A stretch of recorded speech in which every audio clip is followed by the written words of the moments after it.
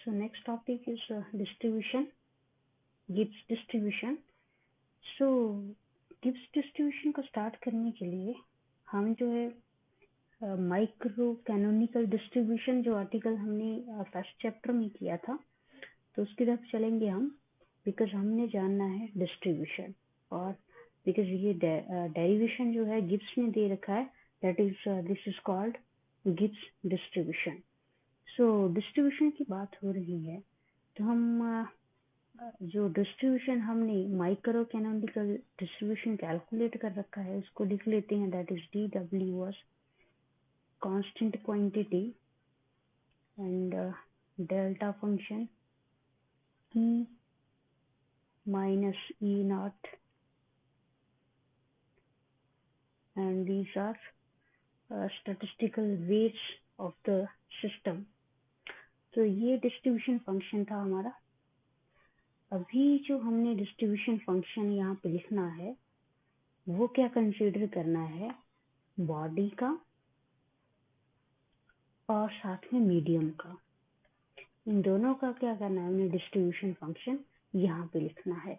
तो कैसे, because we are considering here body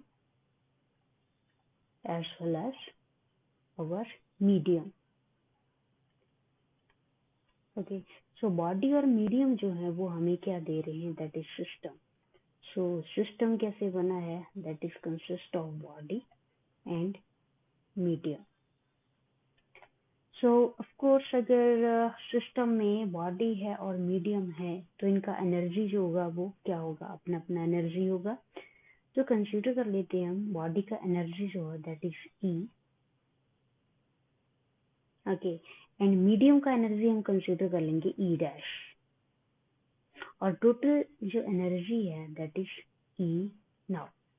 तो we can write here that total energy of the system is equals to energy of the body plus energy of the medium. Because आपका system कैसे, system आपका medium और body को मिला के system बना है. सो इस तरह से जो एनर्जी निकलेगी टोटल बॉडी की वो इनका क्या होगा, सम होगा. तो ऑफ कोर्स जो हमारा डिस्ट्रीब्यूशन फंक्शन जो हम लिखते थे चैप्टर नंबर 1 में, वो डिस्ट्रीब्यूशन फंक्शन अब कैसे लिखा जाएगा, that is DW with constant quantity multiply by E. This is energy for body plus E dash, medium भी इंक्लूड कर लिया, और ये एनर्जी आई आपकी total energy, that is for total system body plus medium. Okay, और ये आपका D gamma जो है ये क्या है, that is for body and this is for medium. Okay, so जो क्वांटिटी है that is E and this value, ये क्या है आपके एनर्जी ऑफ द बॉडी और statistical weight of the body. Okay, this is for body. Now E dash and D gamma dash, this is nothing but for the medium. ये क्या लिख लिया, हमने मीडियम के लिए लिख लिया. तो हमारे पास जो डिस्ट्रीब्यूशन फंक्शन अब निकल के आ रहा है वो कॉम्बिनेशन किसका है, एनर्जी का मीडियम के साथ और बॉडी के साथ. सो फर्दर आपका जो एनर्जी है यहाँ पे, sorry not energy but this is distribution function, distribution function, और हमें निकालना क्या है, हम इंटरेस्टेड हैं प्रोबेबिलिटी को निकालने के लिए. प्रोबेबिलिटी, सो प्रोबेबिलिटी कैसे निकलेगी, if I integrate this equation number 2. तो चलिए इसको इंटेग्रेट कर लेते हैं, that is DW is equals to constant quantity multiply this whole value, और यहाँ से हम देखेंगे कि हमारे पास जो रिजल्ट है वो बड़ा इंटरेस्टिंग निकल के आएगा, that is W is constant, बाहर ले लीजिए कांस्टेंट क्वांटिटी को, और साथ में delta function E plus E dash minus of E not. Now E को रिप्लेस कर लीजिए En से, इस एनर्जी है आपकी बॉडी की, और बिकॉज बॉडी में एक नंबर सिंगल नंबर नहीं होगा, यहाँ क्या होंगे, number of so many number होंगे, नंबर ऑफ पार्टिकल्स या नंबर ऑफ एटम्स कह लीजिए, तो we represent this number by n। So यहाँ पे E is En। Now equation 3 में अभी जो आपका ये इंटीग्रेशन है इक्वेशन 3 में, इसमें इंटीग्रेशन किसके विद रिस्पेक्ट है, with respect of our statistical weight. Okay, अब ये जो स्टैटिस्टिकल वेट है, अगेन हम अगर रिमाइंड करें तो स्टैटिस्टिकल वेट जो था वो क्या था कि आपके नंबर ऑफ पार्टिकल्स और number of quantum states, number of quantum state किसी एनर्जी लेवल्स में कितने हैं, किसी एनर्जी रेंज में नंबर ऑफ क्वांटम लेवल्स या क्वांटम स्टेट्स कितनी है, that was your statistical weight. So statistical weight body का और मीडियम का अलग अलग होगा, और इस स्टैटिस्टिकल वेट को जो है हमने रिप्लेस करना है y एनर्जी। ओके, मीन्स जो इंटीग्रेशन है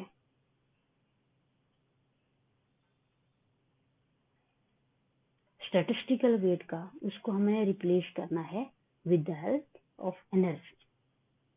सो रिप्लेस कैसे होगा, अगेन हमने फर्स्ट चैप्टर में किया था, क्या किया था, वहां पे हमने जो वैल्यू थी d over sorry not d over, यहाँ पे जो वैल्यू है d गैमा डैश की, उसको हमने रिप्लेस करा था d गैमा डैश, इसका एनर्जी का फंक्शन है ये, number of quantum states with an energy range, इसको डिवाइड और मल्टीप्लाई जो है आप एनर्जी से कर लीजिए, और साथ में assumptions लेकर चल रहे हैं, बिकॉज हमारा टारगेट क्या है, गिब्स डिस्ट्रीब्यूशन को फाइंड करना, गिब्स डिस्ट्रीब्यूशन फाइंड करना, और गिब्स डिस्ट्रीब्यूशन के लिए आपको प्रोबेबिलिटी कैलकुलेट करना होगा, और प्रोबेबिलिटी में ये जो आपके स्टैटिस्टिकल वेट थे, यहाँ हमने अजम्पशन लेके चले हम कि हमारा जो स्टैटिस्टिकल वेट फॉर बॉडी है that is 1, and this is for medium, statistical weight for medium is equal to this one. Further अगर इसको सॉल्व करें तो ये हमारे पास क्या निकल के आता था, ये जो क्वांटिटी था, अगेन चैप्टर नंबर 1 में करा है ये सारा हमने, इस क्वांटिटी को हम लिखते थे exponential entropy which is a function of energy. Entropy जो आपका एनर्जी का फंक्शन है, और साथ में ये वैल्यू निकल के आता था डेल्टा ई। ओके, और साथ में ये जो है इसको वैसे लिख लीजिए। सो यहाँ हम ये जो assumptions ली हैं ये हम इक्वेशन नंबर 3 में अप्लाई करेंगे। Okay, so while using these quantities and these assumptions, equation 3 becomes that W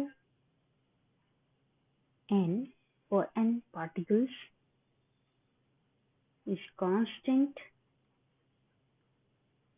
multiply exponential of f dash is again function of this f dash means ये फंक्शन जो है medium का लिया है हमने, and E dash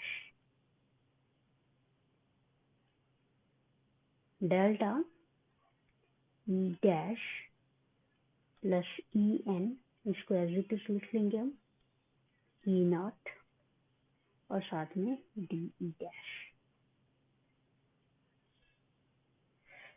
और ये जो एनर्जी था यहाँ पे E naught is equals to, because naught क्या है again, this is your body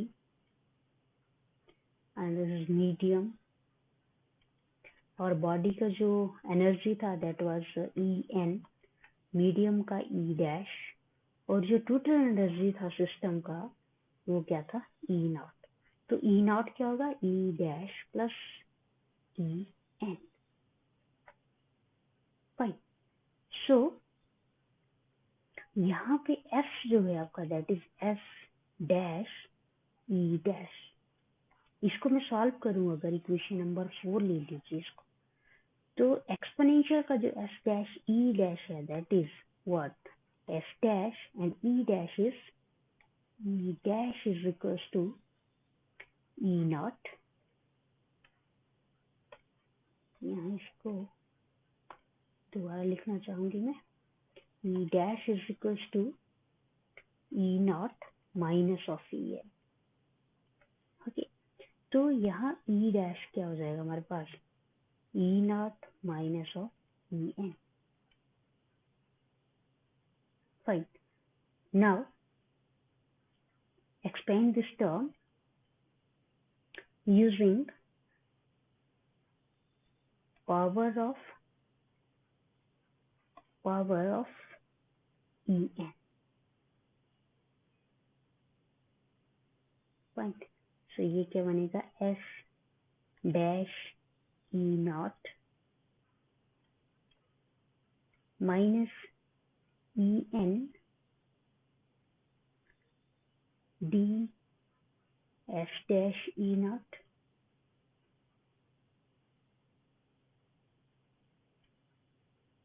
over d e naught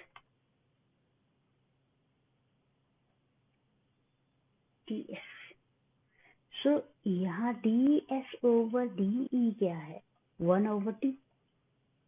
Okay, because dash है, dash means this is for your medium only.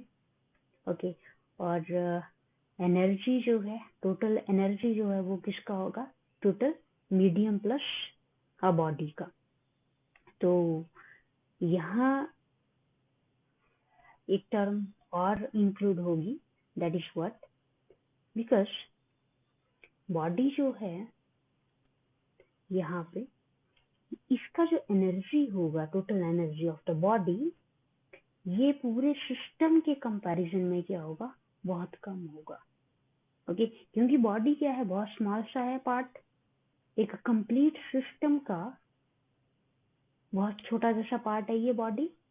Okay, जिसके बाहर क्या है, मीडियम है, और मीडियम और बॉडी को मिला के क्या है, सिस्टम बना है। बट अगर हम एनर्जी, इनकम्प्लीट एनर्जी को देखें, तो इस एनर्जी जो है बॉडी की वो बहुत कम होगी as compare to total energy of the system. Okay, so इस एनर्जी को, टोटल एनर्जी को अगर मैं ई डैश लिख लूं तो भी कोई प्रॉब्लम नहीं है। ठीक है, बिकॉज चेंज बहुत कम होगा। यहाँ पे जो डिफरेंस आएगा एनर्जी का, डिफरेंस जो आएगा एनर्जी का, that is energy total minus of energy this system and medium, जो डिफरेंस होगा वो क्या होगा, बहुत कम होगा। तो इसलिए यहाँ पे जो आपका टोटल एनर्जी है एफ डैश का, वो यहाँ पे इसलिए लिख रखा है। सो यहाँ अगर मैं इसको कंप्लीट दोबारा से एक्सपेंड करूँ तो ये मुझे क्या मिलेगा, E N, and this term is nothing what 1/t। Okay, अब यहाँ पे मैं टेम्परेचर जो है उसको टी नॉट नहीं लिखूंगी या फिर टी डैश नहीं लिखूंगी। क्यों? क्योंकि हमारा जो टेम्परेचर है सिस्टम और सराउंडिंग का, बॉडी का और मीडियम का, वो क्या है? सेम है। That is temperature is same. Temperature same होने का मतलब ये है सिस्टम और सराउंडिंग क्या है, या सिस्टम और मीडियम क्या है, एक दूसरे के साथ इक्विलिब्रियम पे है, जिसमें टेम्परेचर T1 और T2 क्या है? इक्वल है, या फिर टी डैश या टी नॉट कह लीजिए, या फिर टी सिंपल टी कह लीजिए, क्या है? इक्वल है। इसलिए जो टेम्परेचर की क्वांटिटी होगी that will be written by only T. So now use this F dash E dash in equation number 4। So जो आपका प्रोबेबिलिटी है वो क्या निकल के आएगा? यहाँ से constant into exponential S dash E naught over delta E dash और delta function, because delta function जो है इसको यूज कर ही लेते हैं यहाँ पे। Okay, delta function E of, let me rewrite again, that is exponential f dash e dash delta e dash is equals to what? e dash, ये super script में होगा, ये सबस्क्रिप्ट में होगा, सॉरी, ई एन। ओके, क्या किया हमने यहाँ? डिराक डेल्टा फंक्शन जो है वो प्रॉपर्टी यूज कर ली है यहाँ पे। तो ये इक्वेशन 4 से इक्वेशन 5 लिखा मैंने यहाँ पे। आप 4 से यहाँ सिंपली 5 यहाँ भी कर सकते थे इक्वेशन ये। ओके, तो डिराक डेल्टा वाली जो प्रॉपर्टी है हमने यहाँ पे लगा रखी है। ओके, और फर्दर अब जो है इक्वेशन 5 में मैंने क्या करना है? इस ए को फिल कर देना है यहाँ पे।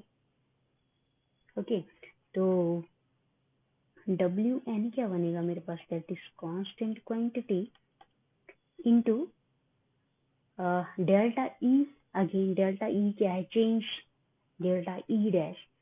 तो डेल्टा ई डैश को मैंने क्या कहा था? डेल्टा ई डैश के केस में आप एनर्जी जो है टोटल, उस एनर्जी को आप सिंपली ई डैश लिख सकते हो। तो इस केस में क्या होगा? 1 over this quantity E not ले लीजिए। ओके, ई नॉट और साथ में एक्सपोनेंशियल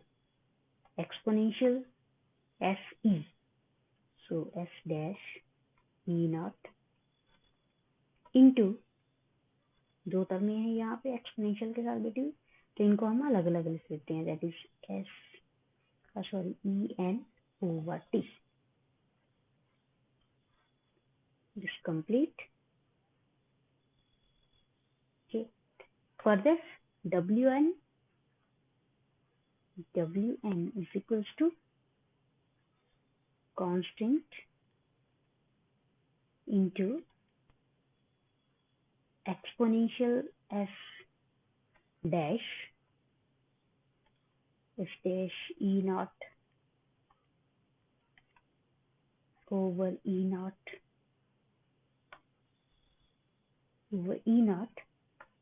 और साथ में exponential minus of E N over T. Right, ये इक्वेशन हमारे पास बना। तो ये जो क्वांटिटी है दिस इज कांस्टेंट क्वांटिटी, और इस कांस्टेंट क्वांटिटी को मैं रिप्लेस कर दूंगी by A and exponential minus of E N over T. Fine. तो फाइनल जो मुझे प्रोबेबिलिटी मिल रही है वो क्या है, A exponential minus of E N over T. A is a constant. So this equation 6, so equation 6 जो हमारे पास निकल के आ रहा है that is called Gibbs distribution. ये हमारे पास एक जाना पहचाना जैसा रिजल्ट आ रहा है. हमने मैक्सवेल डिस्ट्रीब्यूशन भी पढ़ा है, बोस-आइंस्टाइन डिस्ट्रीब्यूशन भी पढ़ा है. तो उसमें से एक जो है ये गिब्स डिस्ट्रीब्यूशन है, जिसको और नाम भी दिया है that is canonical distribution. Canonical distribution. तो अगर आपको कैनोनिकल डिस्ट्रीब्यूशन डिस्क्राइब करने आए तो आप ये रिजल्ट निकालोगे. और ये जो है किसने डिस्कवर किया था, ये YJW गिब्स ने इन 1901. ओके. और ये जो है सारी क्या है, ये क्लासिकल स्टैटिस्टिक्स है. अभी क्लासिकल स्टैटिस्टिक्स, बिकॉज हम जानते हैं कि क्लासिकल मैक्सवेल डिस्ट्रीब्यूशन जो है वो भी क्लासिकल है, गिब्स डिस्ट्रीब्यूशन भी आपकी क्लासिकल है. ओके. और बोस-आइंस्टाइन और फर्मी डिराक जो हैं, वैसे तो फर्मी डिराक है और बोस-आइंस्टाइन, ये जो है इनको हम क्वांटम मैकेनिकली देखने की कोशिश करते हैं. सो अगेन 6 इक्वेशन में आते हैं. तो इक्वेशन नंबर 6 में अगर हम देखें तो ए इज कांस्टेंट क्वांटिटी और नॉर्मलाइजेशन कांस्टेंट भी कहा जाता है इसको. नॉर्मलाइजेशन कांस्टेंट भी कहा जाता है इसको.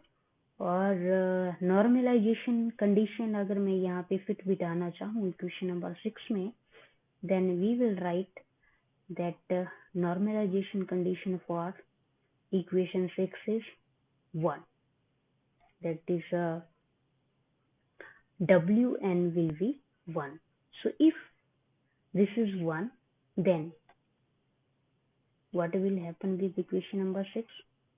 So this is 1 is equals to a exponential minus en over t. So 1 over a is equals to exponential en over t. So ये सारा मैथमेटिक्स हम करते आए हैं बीएससी की क्लासेस में भी, कि नॉर्मलाइजेशन कांस्टेंट क्या होता है और प्रोबेबिलिटी एक वेव फंक्शन होता था हमारे पास psi is equal to A sine N X over L something something. तो उसका जो ए कैलकुलेट करना होता था वो कैसे किया जाता था, ऑल अबाउट नॉर्मलाइजेशन कांस्टेंट. सो इस तरह से जो इक्वेशन नंबर 6 है, उस इक्वेशन 6 को गिब्स डिस्ट्रीब्यूशन कहा है. तो इस गिब्स डिस्ट्रीब्यूशन को हम जो है क्लासिकली जो फेज स्पेस का हम आर्टिकल करते आए हैं, फेज स्पेस की टर्म्स में लिखने की कोशिश करेंगे. क्योंकि फेज स्पेस में हम क्या कंसीडर करते थे, density, rho, position, momentum. Okay, momentum, position. Okay. और डेंसिटी से रिप्रेजेंट किया जाता था इसको. ओके, रो से. सो जो आपका डिस्ट्रीब्यूशन फंक्शन है in terms of phase space, वो कैसे लिखा जाएगा, that is rho P Q will equal to A exponential minus of E and this P Q over T. Because of energy क्या होगा यहाँ पे, मोमेंटम और पोजीशन की टर्म में लिखा जाएगा. ओके. और एक चीज बहुत ध्यान देने वाली है यहाँ पे कि ये जो एनर्जी है ये पोजीशन और मोमेंटम दो का कोऑर्डिनेट है. तो पोजीशन का कोऑर्डिनेट जो है और मोमेंटम का, एनर्जी जो है पोजीशन पे डिपेंड कर रही है और मोमेंटम पे भी. तो ये कैसे पॉसिबल है? इट मीन्स एनर्जी जो है वो सम है किसका? टोटल एनर्जी किसका सम है? एनर्जी है कोऑर्डिनेट का सम और एनर्जी है पोजीशन का सम। ओके, अब कोऑर्डिनेट जो है energy in case of coordinate and in case of momenta means कुछ एनर्जी है P is equal to mv, velocity की बात हो रही है, तो वो वेलोसिटी कब आती है आपकी? काइनेटिक एनर्जी के केस में। और पोटेंशियल एनर्जी होगी यहाँ पे, क्योंकि this is just depend on q, that is positions of the particle only, means particle जो है वो क्या है? रेस्ट में बैठे हुए हैं यहाँ, जिस पोजीशन यहाँ पे है और यहाँ पे है, मूवमेंट नहीं है, फिक्स है, तो means this is something related with potential energy. So we can say that our system total energy has kinetic energy and potential energy. और जो potential energy that will the coordinate of position and kinetic energy that will the coordinate of momentum. Fine. Again, uh, with the help of normalization constant, this equation further can be written that 7, that is rho of PQ and dQ is equals to A exponential minus E PQ over T and dP dQ, that will be 1. So classically phase space की terms में distribution function जो कि आपका in the form of density लिखा जाता था रो P Q में, जो कि एनर्जी का डिपेंडेंट है फंक्शन, और एनर्जी फर्दर काइनेटिक एनर्जी और पोटेंशियल एनर्जी का फंक्शन है। तो इस केस में जो आपकी जो एनर्जी है और जो आपका फंक्शन है और जो आपकी गिब्स डिस्ट्रीब्यूशन है उसको इस तरह से लिखा जाना है। सो नेक्स्ट आर्टिकल में हम क्या देखेंगे? That is second Maxwell distribution.